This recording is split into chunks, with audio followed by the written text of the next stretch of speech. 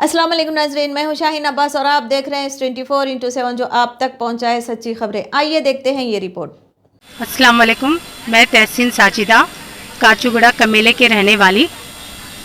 मेरे और मेरे हस्बैंड के बीच में आज 9 से 2 साल से प्रॉब्लम चल रहा है। मेरे शौहर दूसरा निकाह कर मेरे बच्चियों को अखराजात नहीं दे रहे, ना बच्चियों को आकर टाइम दे रहे, बस उनकी ज़िंदगी में उन्होंने बिज़ी है। Mohammad Idris Khan hope children's hospital के चीफ एडवाइज़र है। फरहत बेगम नाम की औरत के साथ उनके नाजायज़ रिश्ते थे कई साल पहले, फिर वो नाजायज़ रिश्ते को निकाह में तब्दीली कर दी। फिर फरहत बेगम का रिश्ता किसी और के साथ था तो उसने मेरे शौहर को खुला दे दिया। ये कई सालों से चलते हुए आ रहा। मैं अपने बेटियों के खातिर हर चीज़ खामोश बैठ गई। कल मेरे शौहर का बर्थडे था। मेरी बच्चियों को केक लाकर 8 बजे देने के बाद छोटे बच्चियां बाप के साथ टाइम बिताने के लिए रो रहे थे तो मेरी माँ और मेरी बड़ी लड़की घर गए। पहले फ़ोन किए, फ़ोन पर फरहत बेगम मेरी माँ को बदतमीज़ी से पेश आई।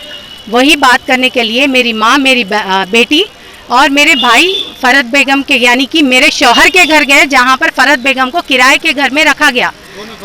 फरहत बेगम जो मेरे शौहर के साथ अब दूसरे निके में है बोलकर बताया जा रहा है। तो मैं भी ये पूछना चाह रही हूँ कि आखिर कितने बार हमारे इस्लाम में निकाह होता, और शरीयत के हिसाब से अगर देखा जाए तो मैं पहली बीवी और मेरे बच्चे होने के नाते मेरा शौहर मुझे क्या अखराजात देना है और मेरा कहाँ तक इम्पोर्टेंस मिलना चाहिए शरीयत के हिसाब से। 2012 से अब 2020 तक बहुत बर्दाश्त कर चुकी, यहाँ तक कि कल बच्ची घर पर जाने के बाद मेरे शौहर मेरी माँ से बहुत बदतमीज़ी से बात करे और मेरे को गालियाँ देने के लिए शुरू हो गया। तो बच्ची बोली, डैड आप मम्मी के बारे में बुरा मत बोलिए, वो औरत के वास्ते। तो मेरे शौहर और फरहत बेगम ने मेरी बच्ची पर अटैक किया, ढकल दिया और मारा, जिससे मेरी बच्ची को इंजरीज हुए। इंटरनल और एक्सटर्नल दोनों इंजरीज है। उसकी आपको रिपोर्ट मैं बराबर दूंगी। बस मेरे से आपसे ये गुजारिश है कि मेरे जैसी बहुत सारी बहनें आपके पास होंगी जो जस्टिस के लिए तड़प रही है, जिसके मैं को मेरी बेटियों के लिए जस्टिस होना है। कि कंप्लेन दी, कंप्लेन चादरघाट पीएस में है। और मैं 2017 में भी फरहत बेगम मेरे घर पर आके बच्चियों को अटैक करी, जिसमें 325 केस बुक हुआ था। और मेरे घर आके फरहत बेगम 325 बुक होने के बाद पैर हाथ पकड़कर माफ़ी चाहकर कॉम्प्रोमाइज़ करने के लिए बोली। जब मेरे शौहर को खुला दे दी थी, फिर 3 महीने बाद कोई अरशद नाम के आदमी के साथ रही। वो सारे प्रूफ्स मेरे पास है, मैं मीडिया को देने के लिए तैयार हूँ, क्योंकि अब मेरी बच्ची की जान पे बनकर आ गई। अब ये अटैक ओल्ड मलकपेट में मेरे शौहर के घर में मेरी बेटी गई बात करने के लिए। क्या बच्चियाँ अगर अपने बाप से मिलना चाहे तो क्या उसके लिए भी कोर्ट की इजाज़त और क्या पुलिस की इजाज़त चाहिए? क्या मैं आवाम से यही पूछना चाह रही हूँ कि अगर हमारे लॉ में अगर कुछ प्रॉब्लम है तो उसमें चेंजेस करिए।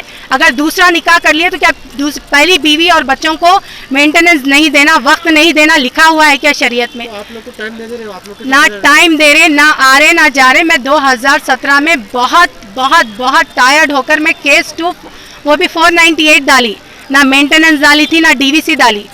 बच्चों पे अटैक होने के बाद में मैं प्रोसीड हुई 498 के लिए। जब भी उनको भरोसा से ये इंटीमेशन दिया गया कि वो दोनों निकाह नहीं करना, वो उसके बावजूद भी दोनों निकाह करें। अगर ये शरीयत के हिसाब से मैं मान भी ली और मैं एडजस्ट कर भी ली तो मेरा शौहर मेरे साथ नाइंसाफ़ी कर रहा है। और फरहत बेगम को कोई हक नहीं बनता कि मेरे बच्चियों का फ़ोन नहीं उठाने देना और मेरे बच्चियों से मिलने के लिए रोकने के लिए। इसके लिए पूरे जिम्मेदार मेरे ससुराल वाले हैं। मैं सास, जेठ, देवर, मेरे नंदों को हर किसी को कॉल करी, हर किसी ने कॉल का रिस्पांस नहीं दिया, बल्कि मेरा नंबर देखते ही ब्लॉक कर दे रहे। मेरा ससुराल निर्मल का है, गुलजार मार्केट में रहते। मेरी सास भी मेरे साथ बहुत बड़ा गेम करी। मेरे जैसे बहुत सारे हैं। मैं चाहती हूँ कि अगर मेरा एक केस सॉल्व हुआ तो दूसरे बहनें भी बाहर आकर अपना केस सुनाकर, ताकि मुसीबत उनको जो भी मुसीबत हो रही है उसका सोल्यूशन निकाले। आज मेरी बच्ची को जान पे बनकर आई, इसलिए मेरे को सामने आना पड़ा, वरना 2012 से बर्दाश्त करते करते अब बर्दाश्त की हद हो गई। बच्ची क्या मिलने बाप के पास नहीं जा सकती? कोई लॉ में लिखा हुआ है क्या? कोई रूल में है क्या ऐसे? क्या औलाद अपनी बाप से मिलने के लिए क्या पुलिस में लिखा कर जाना या फिर क्या कोर्ट का परमिशन लेकर आना है? क्या मेंटेनेंस देना बराबर बाप का हक है और उनका हक है कि बच्चियों का पूरा टाइम देना, बच्चियों को देखना। माशाल्लाह 16 साल की है अब मेरी बच्ची। आप लोग से गुजारिश है कि आप लोग जितना ये वायरल कर सके ये वीडियो को वायरल कीजिए। सारे भाई बहनों और माओ से गुजारिश है कि एक दुखती माँ का हाथ आप लोगों के साथ चाहिए मुझे। मैं एक दुखियारी माँ हूँ, 3 बेटियों की माँ हूँ, जिसका बहुत हद से ज़्यादा ससुराल का टेंशन से वो करी। मैं पढ़ी लिखी हूँ, इसीलिए कमा के अपनी बेटियों को देख रही हूँ। अगर दूसरे जैसे रहे जो पढ़े लिखे नहीं है तो उनका आखिर हाल क्या होता था, कितनी तकलीफ में रहती थी। हर भाई से गुजारिश है कि मेरा साथ दे, मेरे बच्चियों को जस्टिस दिलाए, मेरा हक मेरे को दिलाए, मेरे बच्चियों का हक मेरे बच्चियों को दिलाए। ऐसी दूसरी औरतें आकर हमारा हक मारने का कुछ ना कुछ इसका सोल्यूशन निकालने के लिए आप लोगों से अपील कर रहे हैं। गुजारिश है आप लोगों से कि मेरा साथ दें और मेरे बच्चियों का हक मेरे बच्चियों को दिलाएं।